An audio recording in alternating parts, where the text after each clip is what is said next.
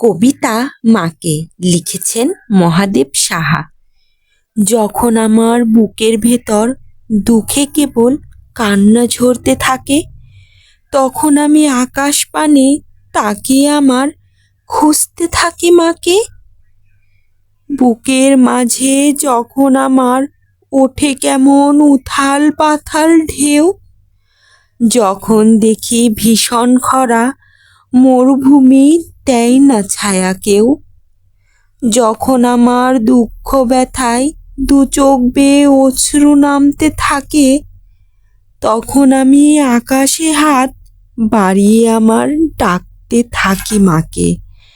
যখন এই বুকটা আমার পাথর সমান হয়ে ওঠে ভারী, আধার পথ আমি যখন একলা চলি একলাতেই পারি, যখন আমার বুকের মাঝে কান্না চাপে মেঘ জমতে থাকে, তখন আমি দূর আকাশে তাকিয়ে আমার ডাকতে থাকি মাকে।